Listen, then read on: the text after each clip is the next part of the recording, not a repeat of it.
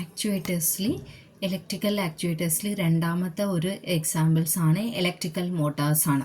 നമ്മൾ സോളിനോയിഡ് എന്താ പറഞ്ഞത്, ഇലക്ട്രിക്കൽ സിഗ്നൽ വാങ്ങിച്ചിട്ട് മെക്കാനിക്കൽ മോഷനായിട്ടുള്ള ലീനിയർ മോഷനെ കൊടുക്കുന്നതാണ് സോളിനോയിഡ്. മോട്ടാർ എന്ന് പറയുന്നത് എന്താണ്, ഇലക്ട്രിക്കൽ സിഗ്നൽ കൊടുത്തിട്ട് കണ്ടിന്യൂസ് റൊട്ടേഷൻസ് മൂവ്മെൻറ്റ്സ് കൊടുക്കുന്നതാണ് മോട്ടാർസ് എന്ന് നമ്മൾ പറയാം. മോട്ടാർസ് എന്ന് പറയുമ്പോഴത്തേക്കും എന്താണ്, അതിൽ തന്നെ പറഞ്ഞിട്ടുണ്ട് മോട്ടാർസിനകത്ത് DC motor, AC motor, stepper motor. Supply കൊടുക്കുന്നത് വെച്ചിട്ടാണ് DC AC പറയണത്.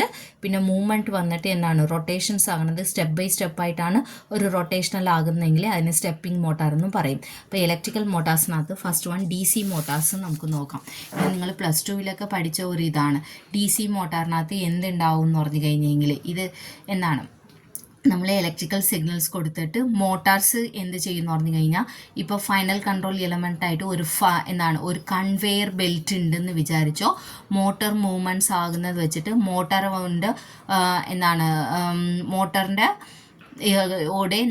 മോട്ടറിൻ്റെ കൂടെ വന്നിട്ട് നമ്മൾ ഒരു കൺവെയർ ബെൽറ്റ് വന്നിട്ട് ഒരു പുള്ളി വെച്ചിട്ട് നമ്മൾ കണക്ഷൻസ് ചെയ്തിട്ടുണ്ടെന്ന് വിചാരിച്ചോ. അപ്പോൾ എന്താകും, മോട്ടറിൻ്റെ സ്പീഡ് അനുസരിച്ചിട്ട് ആ കൺവെയർ ബെൽറ്റ് വന്നിട്ട് മൂവ്മെൻറ്റ്സ് ആകുന്നതായിരിക്കും കേട്ടോ. അപ്പോൾ മോട്ടറും വന്നിട്ട് ഒരു ആക്ച്വേറ്റേഴ്സ് ആണ് ഉദ്ദേശിക്കുന്നത്. അപ്പോൾ ഫസ്റ്റ് വൺ DC മോട്ടാറിൻ്റെ ഒരു കൺസ്ട്രക്ഷൻ പോലെ ജസ്റ്റ് ഒന്ന് പഠിക്കാനുണ്ട്. ഇത് നിങ്ങളൊക്കെ +2 10th പഠിച്ചിട്ടുള്ളതാണ്.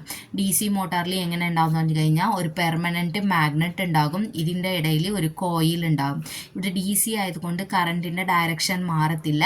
അതിന് വേണ്ടിയിട്ട് കോയിലിൻ്റെ എൻഡിൽ വന്നിട്ട് കറണ്ടിൻ്റെ ഡയറക്ഷൻ മാറ്റാൻ വേണ്ടിയിട്ട് കോമ്മുട്ടേറ്റർ അല്ലെങ്കിൽ ബ്രഷസ് എന്ന് പറഞ്ഞ ഒരു സാധനം ഉണ്ടാകും. അപ്പോൾ എന്താണ്, ഈ കറണ്ട് വന്നിട്ട് DC കറണ്ട് ഇതിലെ കൂടി പാസ് ചെയ്യുമ്പോഴേക്കും, DC കറണ്ട് ഇതിലെ കൂടി പോകുമ്പോഴേക്കും കോയിൽ മാഗ്നറ്റൈസ്ഡ് ആകും. കോയിൽ മാഗ്നറ്റൈസ്ഡ് ആകുമ്പോഴേക്കും സൗത്ത് നോർത്ത് എന്ന് പറഞ്ഞിട്ട് പ്രൊഡ്യൂസ്ഡ് ആകും. ഇത് ഓൾറെഡി സൗത്ത് നോർത്ത് പെർമനൻറ്റ് മാഗ്നറ്റിൻ്റെ ഇടയിലാണ് ഉള്ളത് കൊണ്ട് കോയിൽ എന്താകും, പകുതിയായിട്ട് റൊട്ടേറ്റഡ് ആകും. പകുതി ഹാഫ് സൈക്കിൾ റൊട്ടേഷൻസ് ആകും. അതേ സമയത്ത് ഹാഫ് സൈക്കിൾ റൊട്ടേഷൻസ് ആകുമ്പോഴത്തേക്കും കറണ്ടിൻ്റെ ഡയറക്ഷൻ മാറ്റാൻ വേണ്ടിയിട്ട് അതായത് ഓട്ടോമാറ്റിക്കലി ബ്രഷിൻ്റെ അറേഞ്ച്മെൻറ്റ് മാറുന്നതായിരിക്കും. അപ്പോൾ ഇത്രയും നേരം ഇങ്ങനെ ഫ്ലോ ആയിക്കൊണ്ടിരുന്ന കറണ്ട് അടുത്ത ഹാഫ് സർക്കിളിനകത്ത് ഇങ്ങനെ മൂവ്മെൻറ്റ്സ് ആകും. പിന്നെയും നോർത്തും സൗത്തും തന്നെ ഉള്ള മാഗ്നറ്റിക് ആയിട്ടുള്ളതായിട്ട് മാറും ഈ കോയിൽ. അപ്പോൾ എന്ത് സംഭവിക്കും, പിന്നെയും അടുത്ത ഹാഫ് സർക്കിൾ വന്നിട്ട് റൊട്ടേഷൻസ് ആകുന്നതായിരിക്കും. അതാണ് ഇവിടെ കാണിച്ചിരിക്കുന്നത് ഒന്നും കൂടിയായിട്ട് കേട്ടോ. അപ്പോൾ ഇത് ഒരു ചെറിയ കൺസ്ട്രക്ഷൻസ് ആയിട്ട് നിങ്ങൾ പഠിച്ചെടുത്താൽ മതി കേട്ടോ. അപ്പോൾ ഇതിനെ കുറിച്ചിട്ടുള്ള നോട്ട്സാണ് ഇവിടെ ഉള്ളത്. DC മോട്ടാർസ് വന്നിട്ട് ഒരു പെർമനൻറ്റ് മാഗ്നറ്റ് ഉണ്ടാകും. ഇത് എന്ത് ചെയ്യും, മാഗ്നറ്റിക് ഫീൽഡ് വന്നിട്ട് പ്രൊഡ്യൂസ് ചെയ്യാൻ വേണ്ടിയിട്ടാണെന്ന് പറയാം. ഈ പോൾസുകൾക്ക് ഇടയിൽ ഒരു കോയിൽ വന്നിട്ട് ഫ്രീ ആയിട്ട് റൊട്ടേഷൻസ് ആകുന്ന വിധത്തിൽ ചെയ്തു വെച്ചിട്ടുണ്ട്. ഇതിൻ്റെ എൻഡ് വന്നിട്ട് കോമ്മുട്ടേറ്ററിൽ കൂടി നമ്മൾ ഒരു DCയോടെ കണക്റ്റഡ് ആയിട്ടുണ്ടെന്ന് പറഞ്ഞിട്ടുണ്ട്. എന്നിട്ട് ഇതിനകത്ത് കോയിലിൽ കൂടി കറണ്ട് അപ്ലൈ ചെയ്യുന്നത് വെച്ചിട്ട് കോയിൽ മാഗ്നറ്റൈസ്ഡ് ആകും.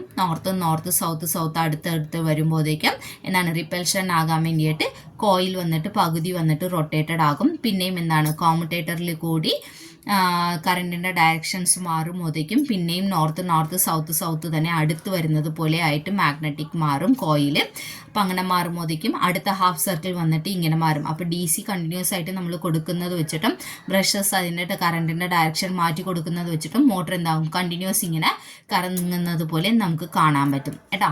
ഇനി ഇതിൻ്റെ ടൈപ്സ് ഞാൻ പറഞ്ഞിട്ടുണ്ടായിരുന്നു. DC മോട്ടാറിൽ തന്നെ സീരീസ്, ഷണ്ട്, കോമ്പൗണ്ട് ഉണ്ടെന്ന് പറഞ്ഞിട്ടുണ്ടായിരുന്നു.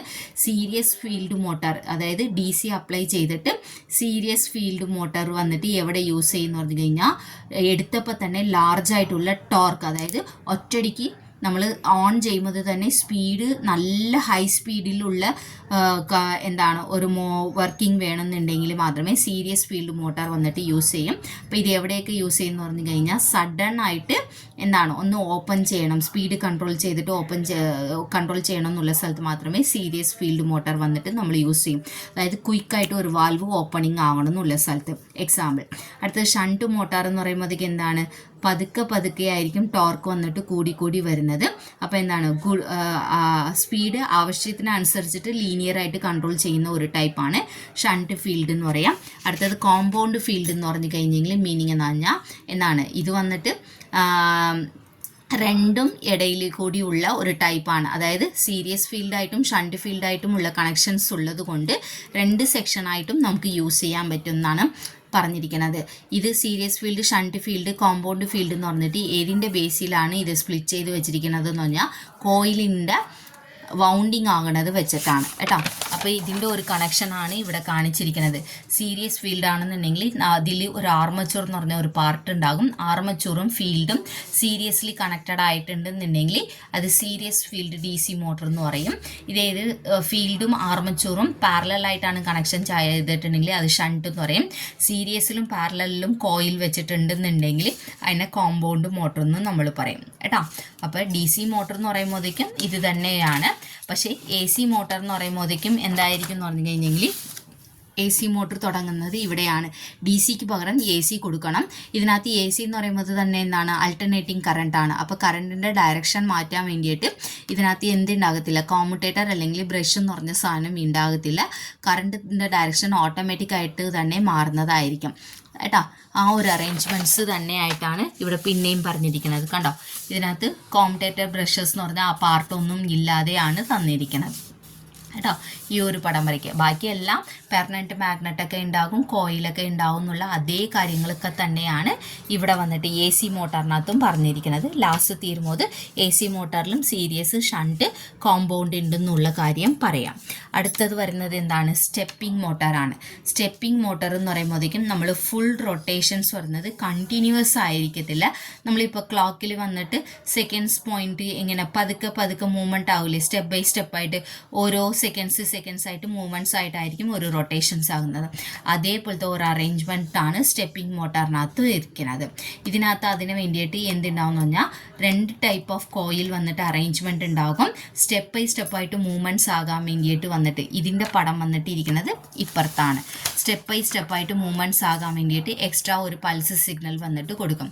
എപ്പോഴാണ് ഈ പൾസ് സിഗ്നൽസ് വന്നിട്ട് വരുന്നുണ്ടോ അപ്പോഴായിരിക്കും ഈ നടുക്ക് ഇരിക്കുന്ന ഇത് വന്നിട്ട് പതുക്കെ മൂവ്മെൻറ്റ്സ് ആകും. അടുത്ത ഒരു പൾസ് സിഗ്നൽസ് വരുമ്പോഴത്തേക്കും പിന്നെ ഒരു മൂവ്മെൻറ്റ് ആകും. അങ്ങനെ കണ്ടിന്യൂസ് ആയിട്ട് മൂവ്മെൻറ്റ് അല്ലാതെ സ്റ്റെപ്പ് ബൈ സ്റ്റെപ്പായിട്ട് വരുന്ന ഒരു മൂവ്മെൻറ്റ് ആയിട്ട് വരുന്നതാണ് സ്റ്റെപ്പിംഗ് മോട്ടാർ എന്ന് എടുത്ത് പറയുക. ഇതിനകത്ത് വേറൊന്നും അധികം വലിയ ഇതായിട്ടൊന്നും പഠിക്കാനൊന്നും ഇല്ല കേട്ടോ.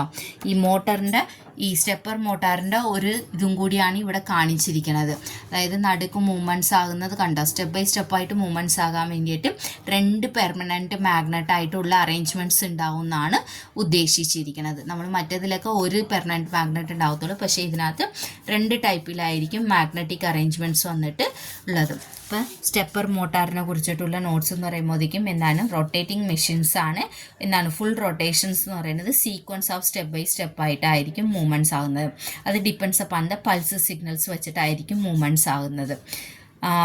നമ്പർ ഓഫ് റൊട്ടേഷൻസ് വന്നിട്ട് എങ്ങനെ കണ്ടുപിടിക്കും എന്ന് പറഞ്ഞു കഴിഞ്ഞെങ്കിൽ, നമ്പർ ഓഫ് സ്റ്റെപ്സ് എങ്ങനെ കണ്ടുപിടിക്കുന്നു പറഞ്ഞാൽ പൾസ് സിഗ്നൽസ് ഡിപ്പെൻസ് ആയിരിക്കും എന്നുള്ള കാര്യം പറയാം. ഇതാണ് അപ്പം എന്താണ്